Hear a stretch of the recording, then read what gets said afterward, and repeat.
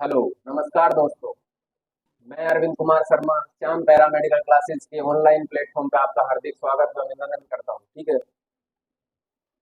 काफी समय से हमारी पूरी टीम के द्वारा कुछ चीजें सोची जा रही थी कि बच्चों को फ्री में ऑनलाइन क्लासेज उपलब्ध करवाई जाए। वो सपना आज साकार होता हुआ दिख रहा है। कई बच्चों की परेशानियां होती है कि वो ढंग से प्रॉपर क्लासेज नहीं ले पाते, कॉलेज में कई क्लासेज प्रॉपर लग नहीं पाती। कई बच्चों की ऐसी परेशानियां होती है कि ना मूलभूत सुविधाओं का उनके पास अभाव होता है, तो वो कहीं कोचिंग भी नहीं कर पाते। तो उन सब चीज़ों को ध्यान में रखते हुए श्याम पैरामेडिकल क्लासेज आपको सारी क्लासेज जो डीएमएलटी, डीआरटी, ईसीजी, ओटी, जितने भी पैरामेडिकल के अंदर डिप्लोमा चलाए जाते हैं आरपीएमसी के द्वारा, उनकी क्लासेज मुफ्त में आपको उपलब्ध करवाई जाएगी।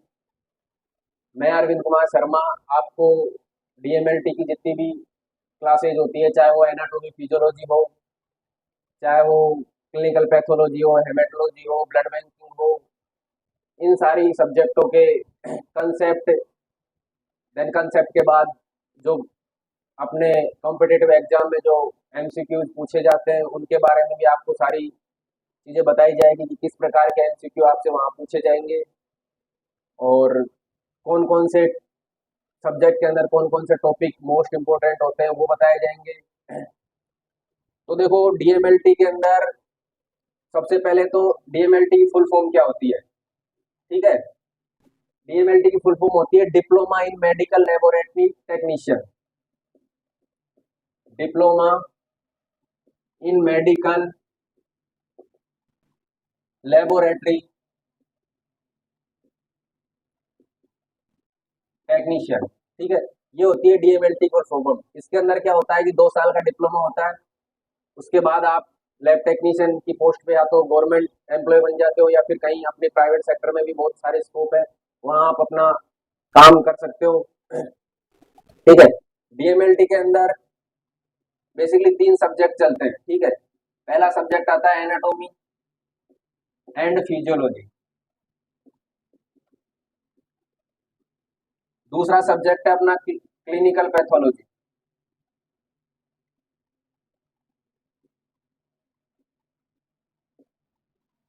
देन तीसरा सब्जेक्ट आता है हेमेटोलॉजी एंड ब्लड बैंक।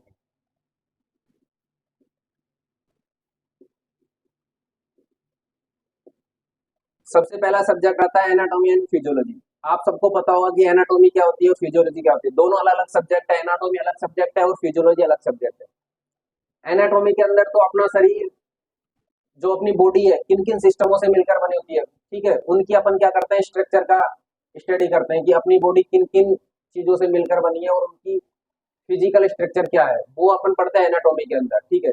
और फिजियोलॉजी के अंदर अपन पढ़ते हैं कि जो अपने बॉडी है, जो बॉडी के अंदर अपने जो सिस्टम है, ठीक है, वो कैसे फंक्शन करते हैं, कैसे वर्क करते हैं, कि अपनी बॉडी कैसे वर्क कर रही है। अपनी बॉडी के अंदर लीवर है तो लीवर कैसे वर्क करता है, किडनी है तो किडनी कैसे वर्क करती है, स्टोमक है तो वो कैसे वर्क करती है, ब्रेन है तो वो कैसे वर्क करता है। ये सारी चीजें अपन पढ़ते हैं फिजियोलॉजी के अंदर। तो ये हो गई एनाटॉमी और फिजियोलॉजी। देन दूसरा सब्जेक्ट आता है क्लिनिकल पैथोलॉजी। ठीक है। अपनी बॉडी के अंदर जितने भी बॉडी फ्लूइड है, उन सब की स्टडी किसके अंदर करी जाती है, पैथोलॉजी के अंदर। कि बॉडी फ्लूइड, चाहे वो सीएसएफ हो, यूरिन हो, बोन मैरो हो, चाहे वो ब्लड हो, चाहे प्लाज्मा हो, या अदर कोई भी ऐसा बॉडी फ्लूइड, चाहे वो स्टूल हो, उन वो अपनी बॉडी के अंदर जितने भी स्टडी करी जाती है वो किसके अंदर करी जाती है, पैथोलॉजी के अंदर करी। फिर तीसरा सब्जेक्ट आता है haematology and blood bank. Haematology और ब्लड बैंकिंग के अंदर क्या होता है, अलग अलग सब्जेक्ट है दोनों। हेमेटोलॉजी अलग सब्जेक्ट है और ब्लड बैंकिंग अलग सब्जेक्ट होता है। हेमेटोलॉजी के अंदर होता है कि ब्लड की स्टडी करी जाती है। ब्लड और ब्लड के अंदर कोई डिजीज है उसके अंदर, वो कौन से सब्जेक्ट के अंदर पढ़ते हैं अपन, हेमेटोलॉजी के अंदर। ठीक है। और अलग सब्जेक्ट आता है ब्लड बैंकिंग। ठीक है। ब्लड बैंकिंग एक अलग सब्जेक्ट है जिसके अंदर कैसे ब्लड डोनेशन लिया जाता है, ब्लड बैंक कि ब्लड जो डोनेशन लिया उसके कैसे कंपोनेंट बनाए जाते हैं, कंपोनेंटों को सेपरेट कैसे किया जाता है, सेपरेट करने के बाद अगर किसी पेशेंट को ब्लड चाहिए तो वो ब्लड को कैसे इश्यू करा जाता है, वो सारी चीजें अपन पढ़ेंगे ब्लड बैंकिंग के अंदर। ठीक है। तो सबसे पहले आज अपनी इंट्रोडक्शन क्लास होगी। तो इंट्रोडक्शन क्लास में अपन पढ़ेंगे क्लिनिकल पैथोलॉजी। पैथोलॉजी क्या होती है।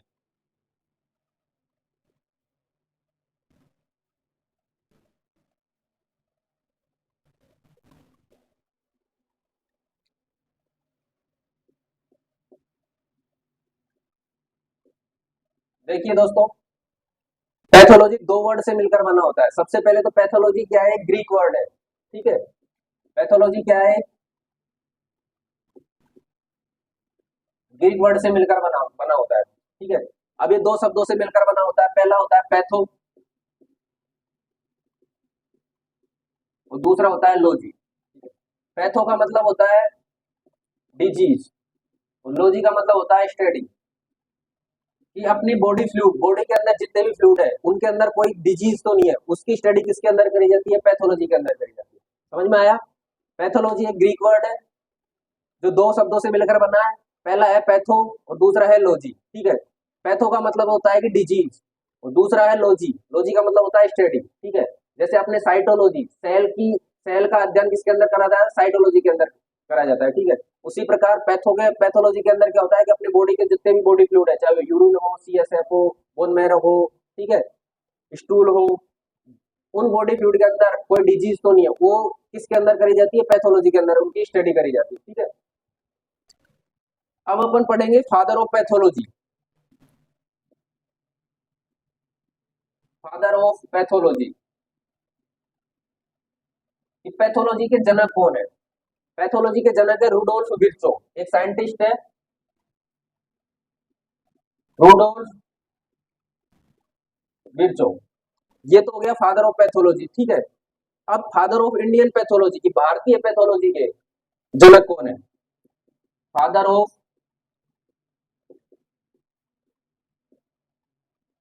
इंडियन पैथोलॉजी, ठीक है। फादर ऑफ इंडियन पैथोलॉजी के जनक है वसंत Ram ji,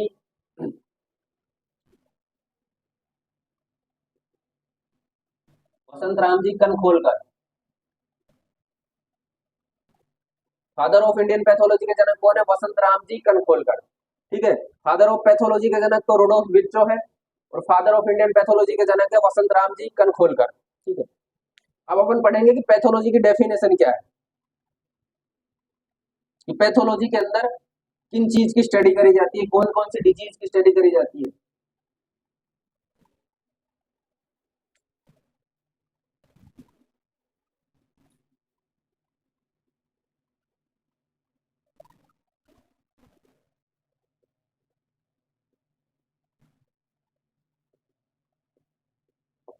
definition of pathology.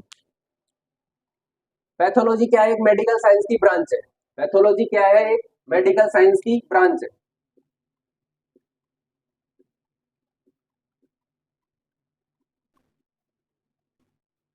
Pathology एक मेडिकल साइंस की ब्रांच है जो कि जिसके अंदर जितने भी हमारे बॉडी के अंदर बॉडी फ्लूइड है, जैसे सीएसएफ हो गया, बोन मैरो हो गया, ठीक है, स्टूल हो गया, यूरिन हो गया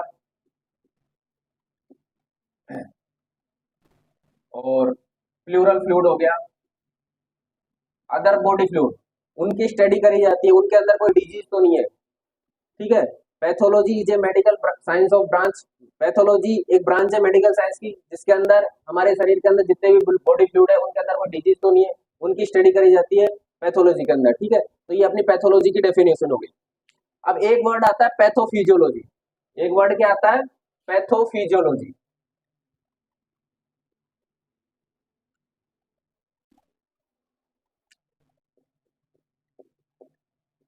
पैथोफिजियोलॉजी,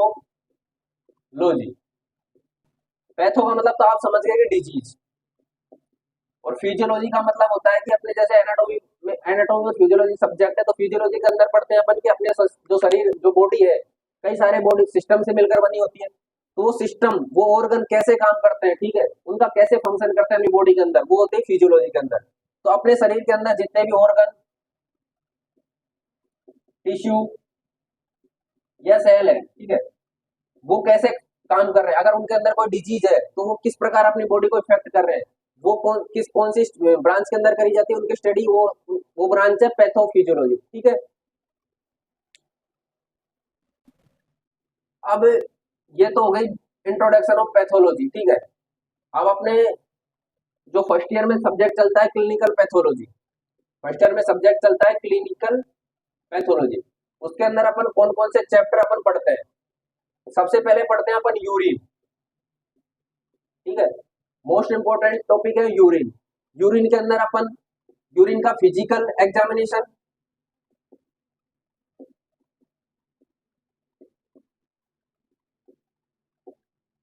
देन उसके बाद पढ़ते हैं अपन यूरिन का केमिकल एग्जामिनेशन,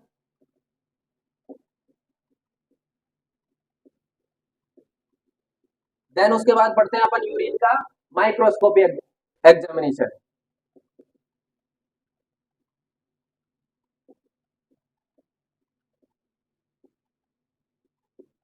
अपन फिजिकल एग्जामिनेशन के अंदर इसका पीएच पढ़ते हैं, यूरिन का पीएच कितना होता है। देन इसके बाद पढ़ते हैं यूरिन का कलर कौन सा होता है।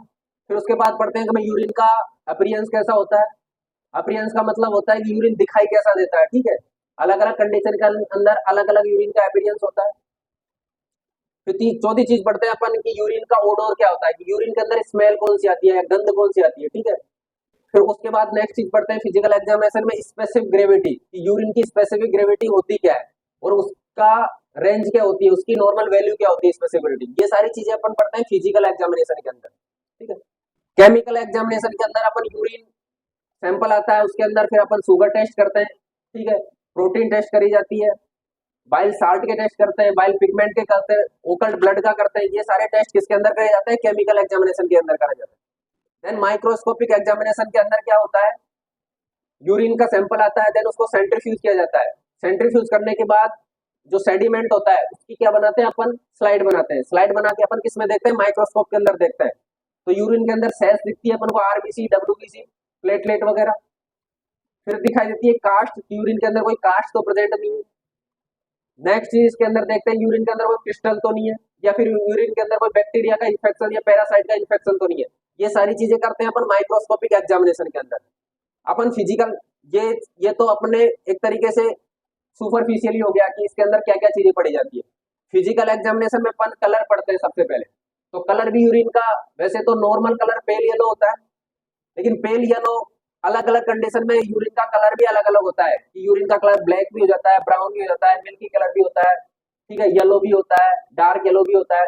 तो वो कंडीशन होती है कि कौन कौन सी डिजीज के अंदर यूरिन का कलर चेंज होता है। ठीक है, देन पीएच की डेफिनेशन क्या होती है वो चीज पढ़ेंगे अपन। स्पेसिफिक ग्रेविटी होती क्या है, ठीक है, उसकी नॉर्मल वैल्यू क्या होती है, और कौन से इंस्ट्रूमेंट के द्वारा स्पेसिफिक ग्रेविटी को मेजर किया जाता है। ठीक है, ये चीजें अपन फिजिकल एग्जामिनेशन में पढ़ते हैं। केमिकल एग्जामिनेशन में आप सारे टेस्ट पढ़ते हैं यूरिन के, कि वन बाय वन टेस्ट।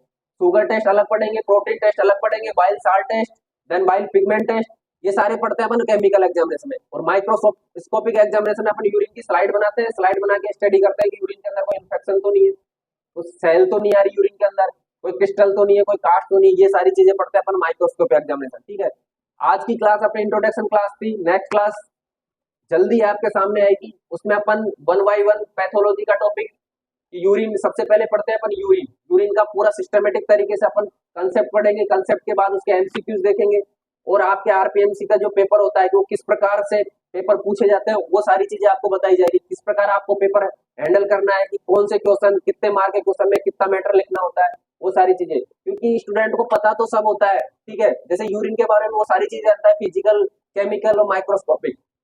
अब इसकी मार्किंग के हिसाब से सारी चीजें लिखनी पड़ती है, क्योंकि पेपर होता है 3 घंटे का, अपन को चीजें सारी आती है, लेकिन टाइम पीरियड को ध्यान में रखते हुए पेपर को हैंडल करना होता है। वरना आपके अगर एक क्वेश्चन में आपने ज्यादा टाइम लगा दिया तो बाकी के सारे क्वेश्चन रह जाते हैं। ठीक है, और पूरा प्रॉपर सिस्टमेटिक तरीके से लिखना होता है, कि पूरा टेस्ट का सिस्टमेट होता है कि पहले क्या होता है, देन उसके बाद क्या, फिर तीसरा क्या, चौथा क्या, पांचवा क्या। ठीक है, ये सारी चीज पढ़ेंगे।